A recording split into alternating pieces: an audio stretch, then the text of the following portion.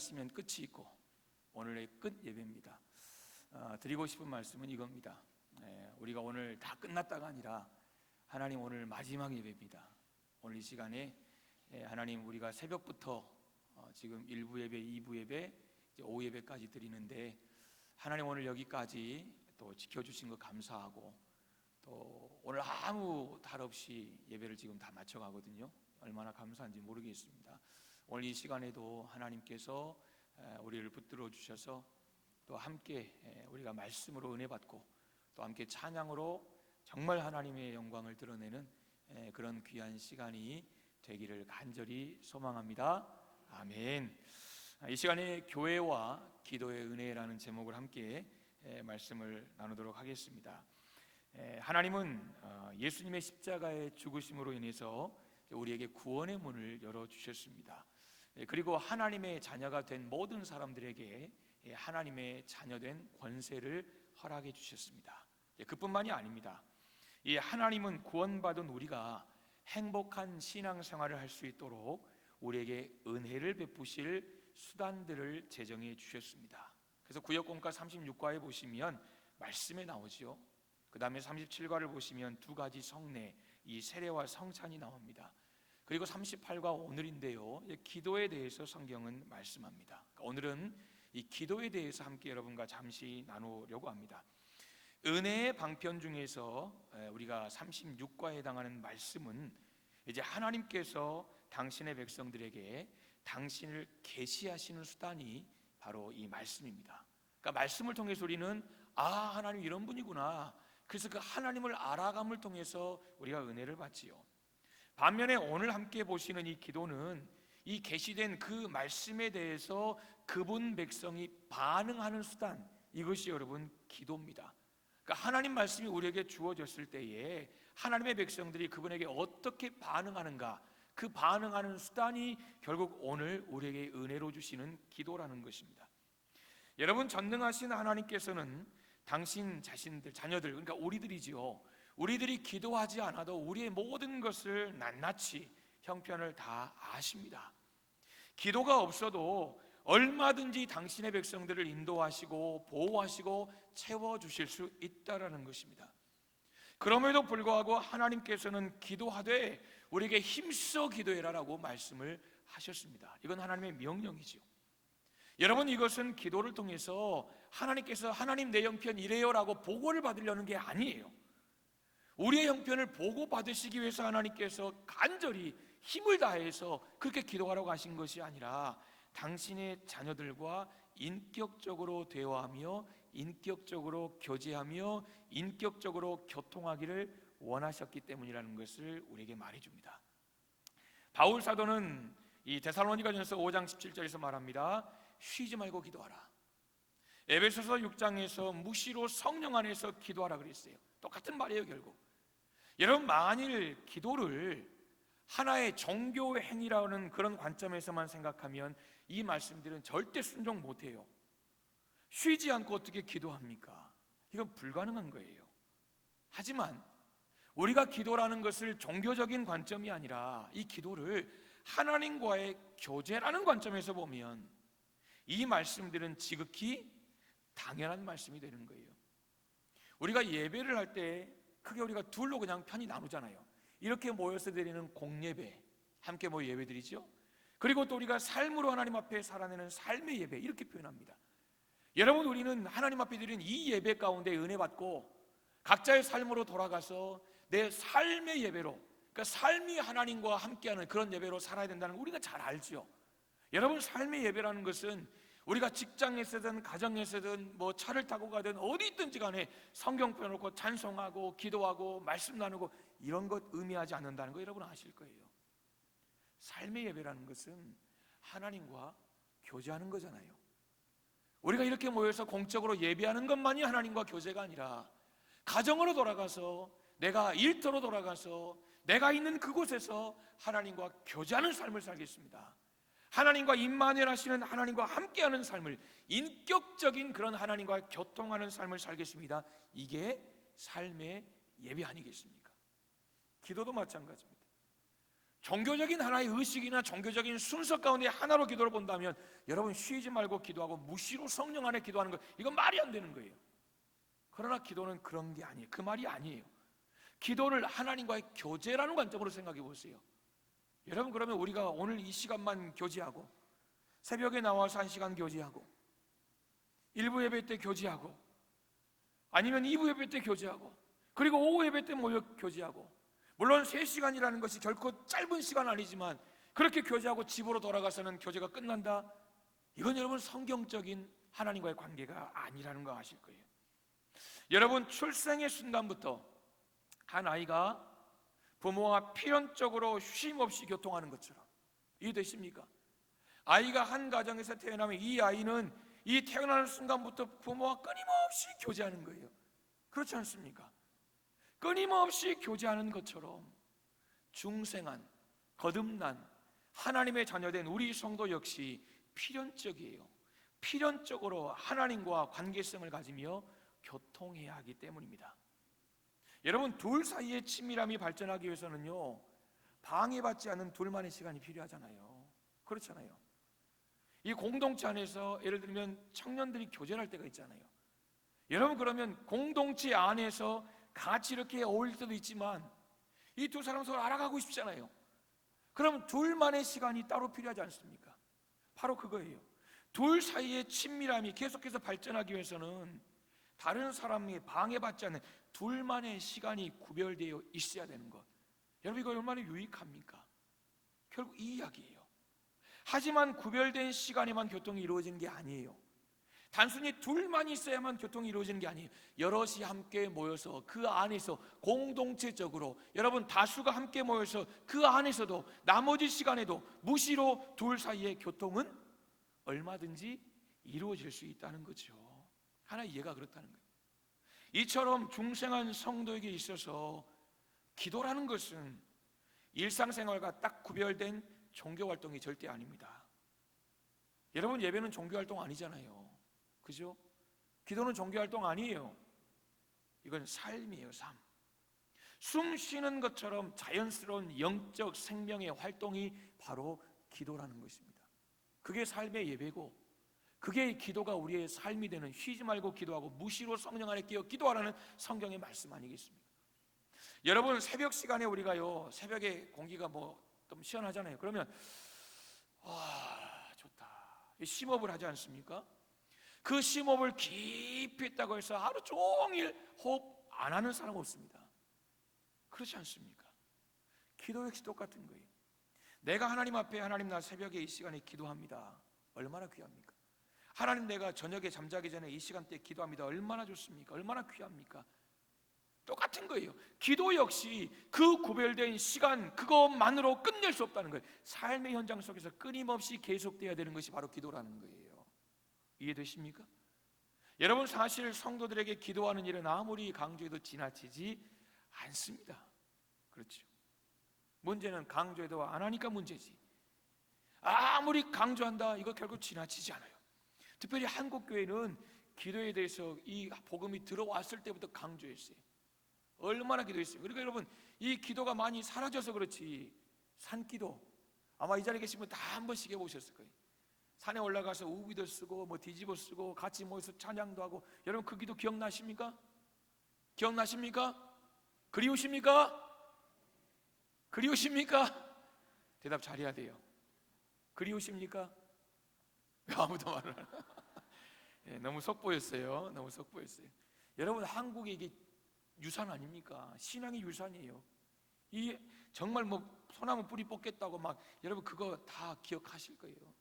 저도 중고등학교 때, 대학교 때 얼마나 이 산에 기도원에 간지 몰라요. 광주했어요. 여러분, 한국교회는 기도에 대해 강조했어요. 그래서 성도는 마땅히 기도해야 되고, 기도 안 하고 절대 하나님의 은혜 받고 축복받고 이런 생각하지 말아라.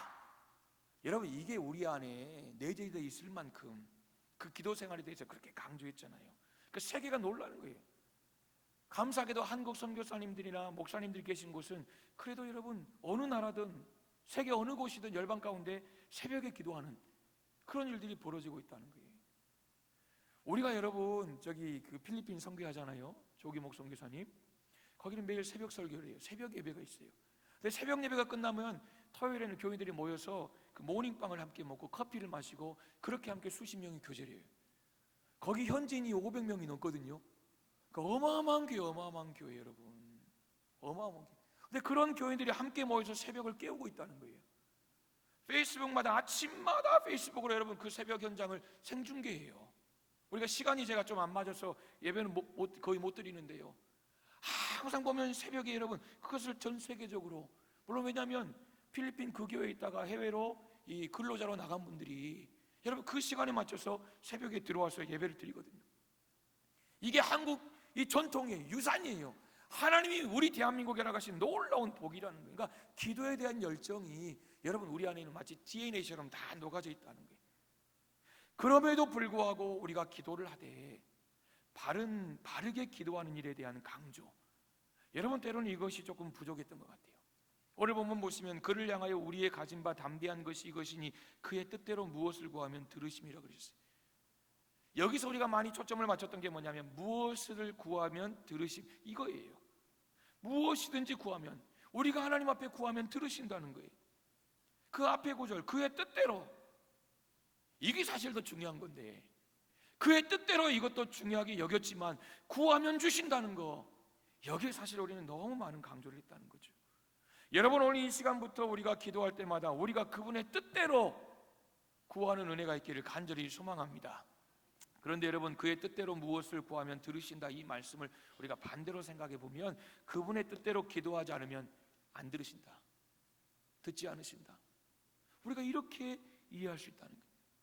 오늘 이 시간에 설교 제목으로 말씀드린 것처럼 기도는 은혜의 방편이에요. 기도는 우리가 하나님 앞에 일방적으로 구하는 그것만이 아니에요.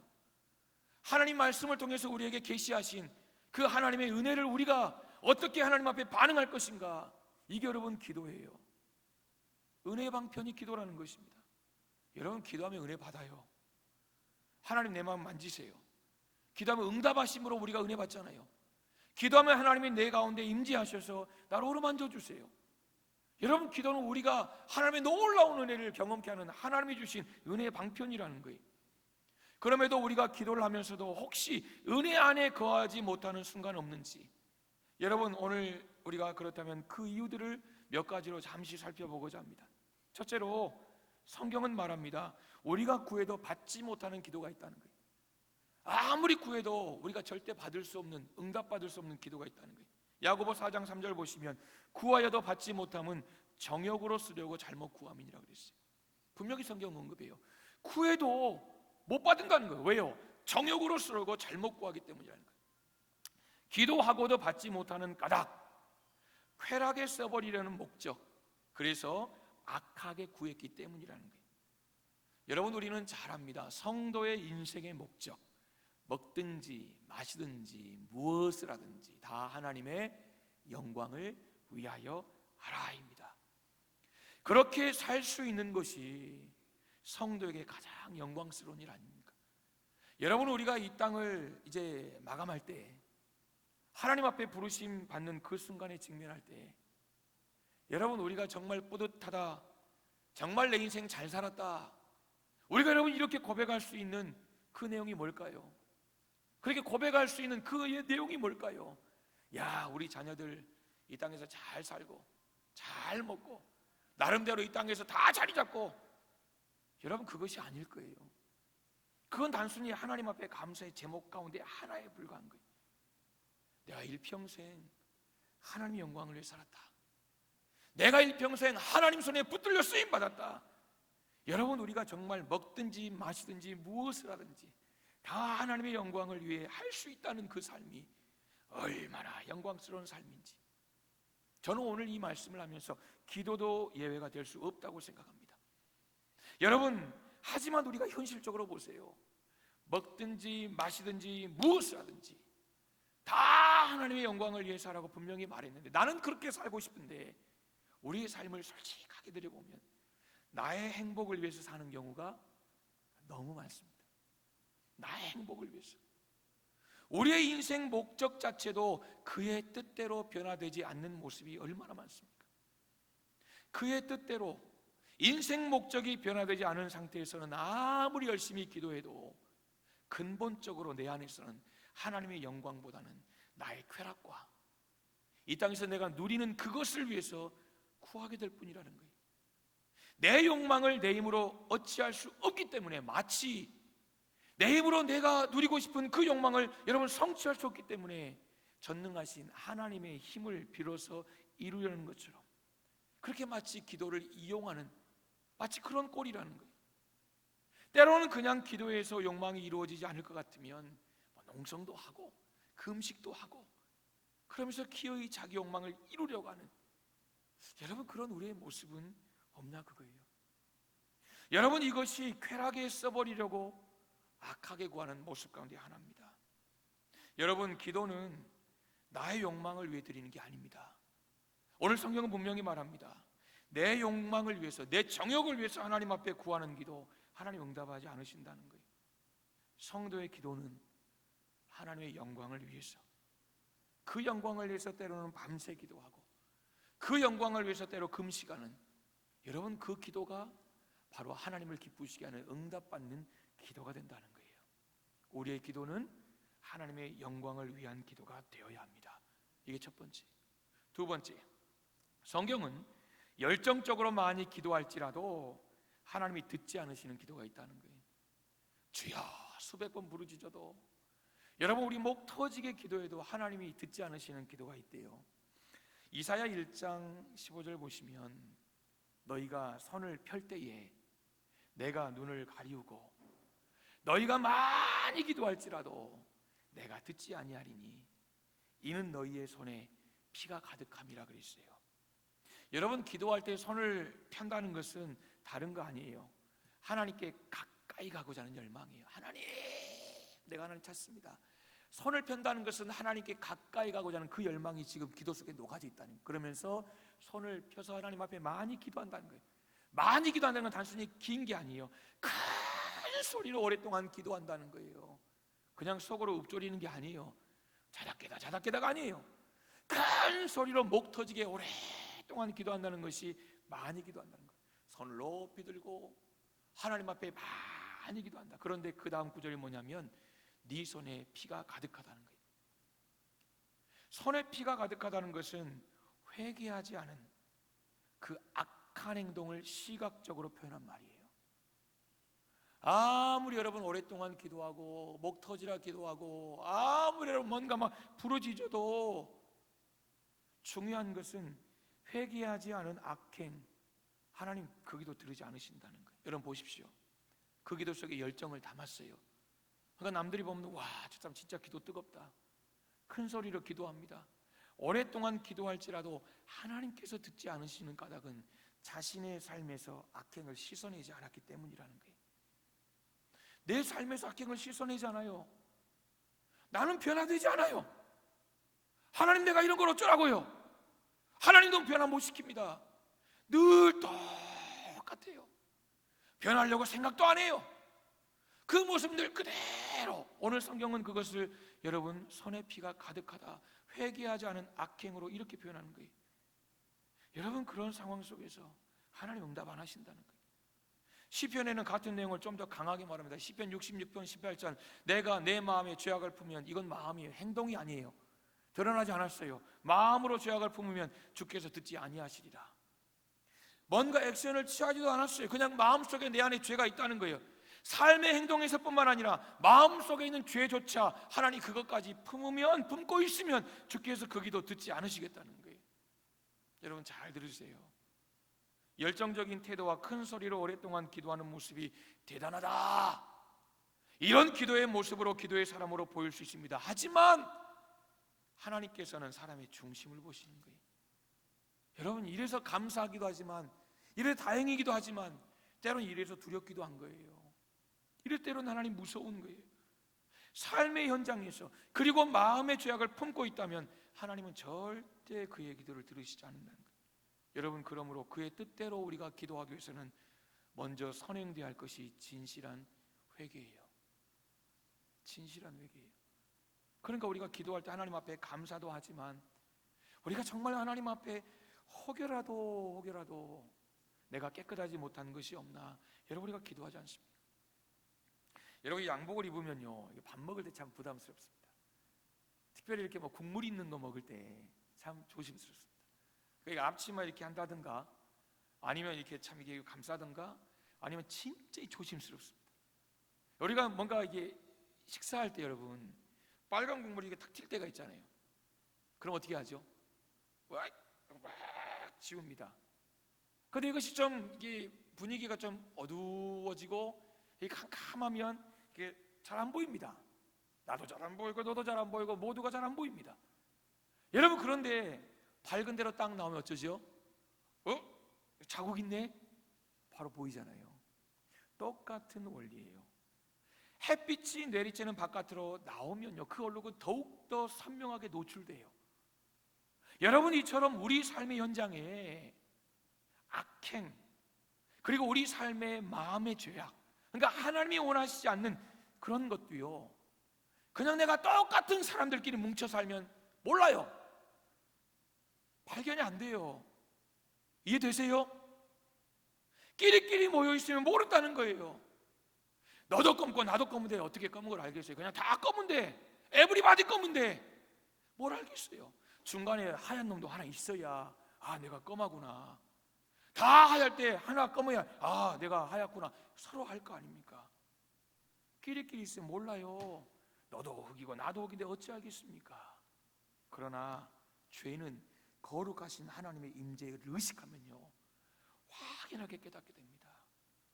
하나님의 임재를 의식하면 깨닫게 되는 거예요. 실제로 보세요. 믿음의 사람들이 그들이 두려워 떨 때가 언제인 줄 아십니까? 사자굴에서? 아니요. 오히려 여러분, 사자굴에 떨어져도 먹어라 알아서 해라. 먹든지 말든지, 나 씹다가 이빨 나가든지 네 알아서 해라. 이게 믿음의 사람들이에요.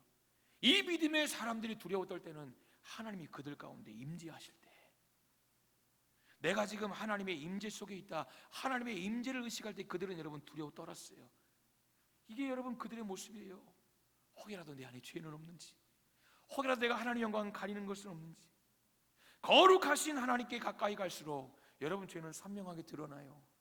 선명하게 드러나요. 기억하세요. 회개 없이는 도저히 기도할 수 없게 되는 거예요. 여러분, 응답받는 기도를 하고 싶으십니까? 그럼 기도할 때마다 내 모습을 성찰해야 돼요.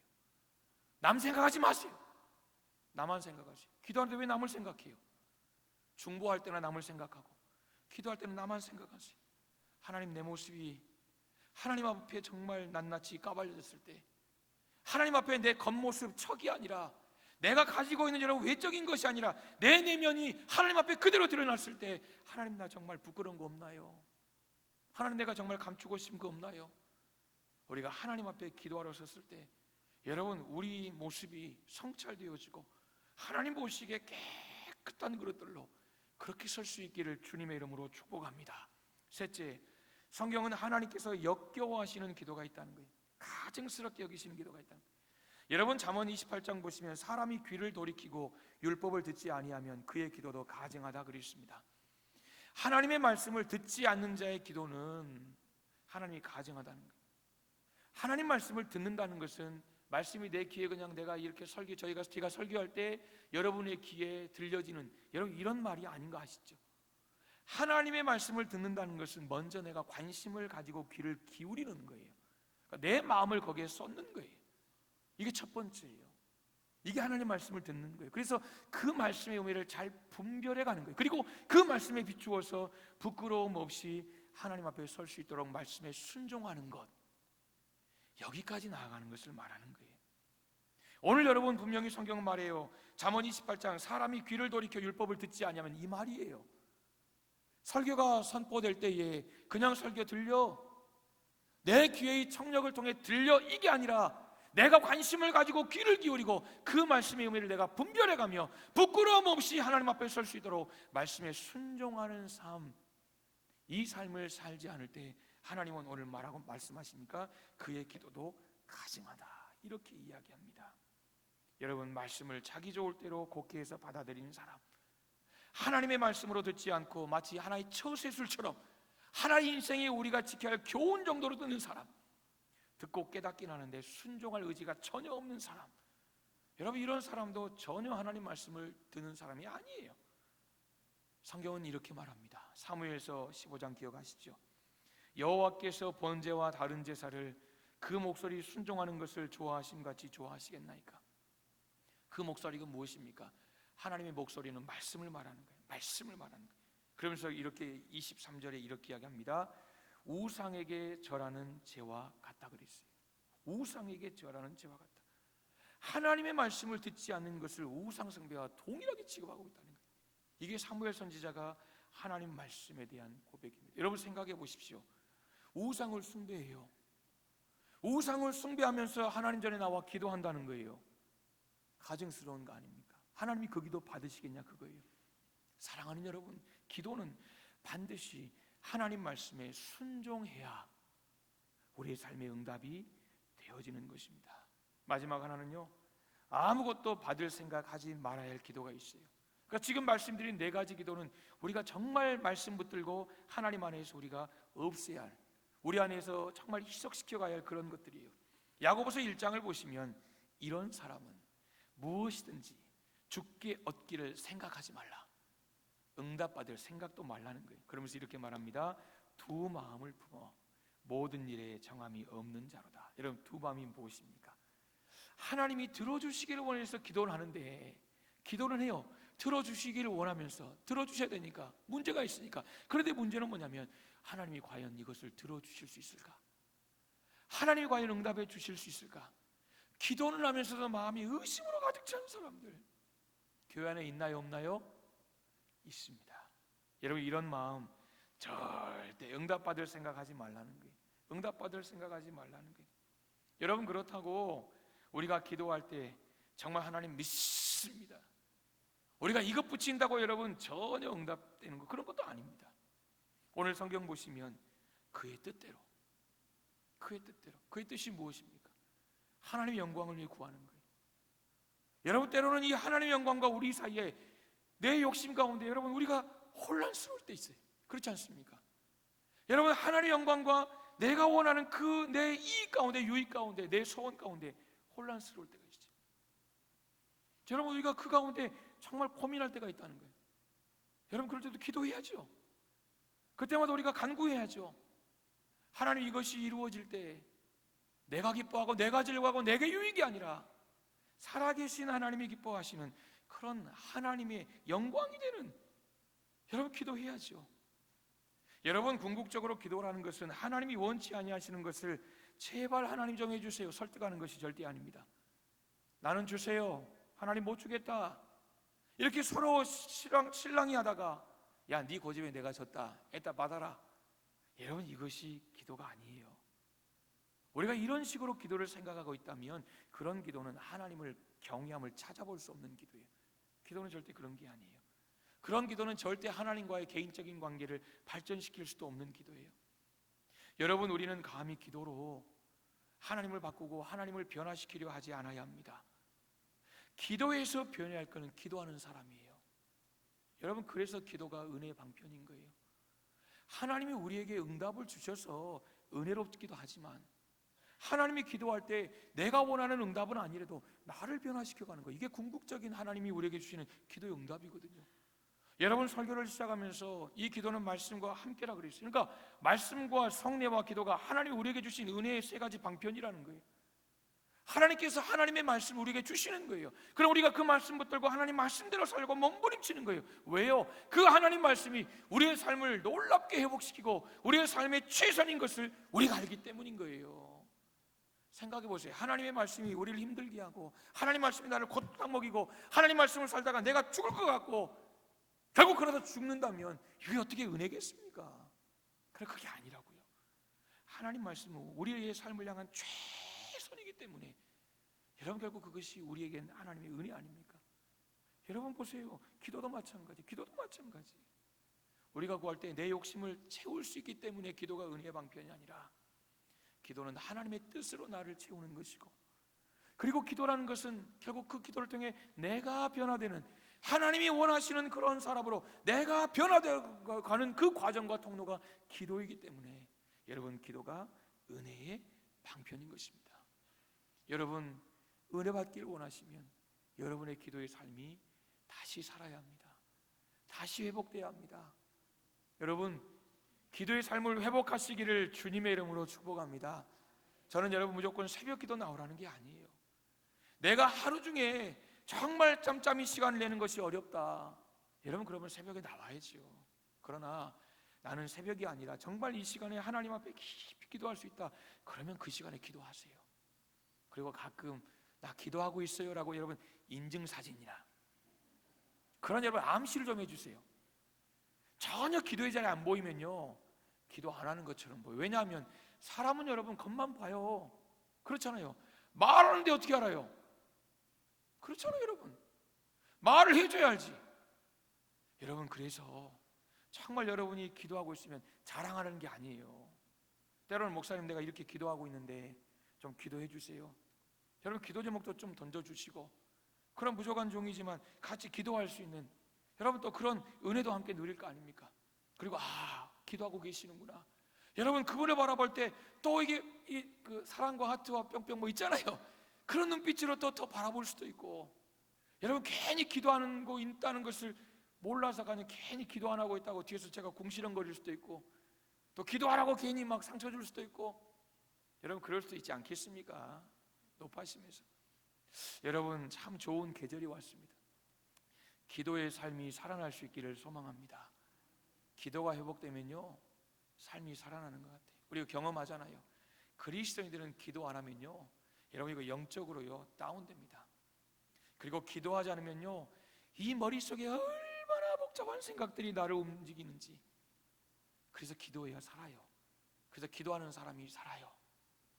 여러분 내일 새벽 기도하고 또 제가 금요일에 올지 언제 올지 가봐야 할 것 같습니다. 여러분 새벽에 나오시고 또 낮에도 밤에도 여러분 각자의 처소에도 기도하시고, 그래서 이 가을에 우리 대성교회 성도님들의 가정이 기도가 회복되고, 또 기도의 영광로, 정말 하나님께서 우리 대한민국 이 민족에게 가라가신 그 기도의 뜨거운 DNA가 다시 여러분 우리 안에서 회복되어지는 그런 귀한 은혜가 있기를 간절히 소망합니다. 이 시간 여러분 아까 찬양하셨는데요, 원하고 바라고 기도합니다. 함께 찬양하기를 원합니다. 이 시간 이 원하고 바라고 기도합니다 이 찬양하실 때에 정말 우리의 고백으로 하나님 앞에 드렸으면 좋겠습니다. 우리가 이 세상을 사는 동안에 나의 힘 의지할 수 없지 않습니까? 그래서 기도하고 여러분 그래서 하나님 앞에 부르짖고, 그러다 보면 하나님만이 나의 참 소망이신 것을 다시 한번 깨닫고 우리가 다시 한번 하나님 안에 일어나는 거 아니겠습니까? 이 시간 우리가 찬양할 때에 하나님이 찬양의 고백대로 내 삶의 내 가정 가운데 우리 교회 안에 아름답게 이루어지게 하여 주시옵소서. 우리 다 같이 하나님 앞에 간절히 기도하는 마음으로 함께 부르짖어 찬양하겠습니다.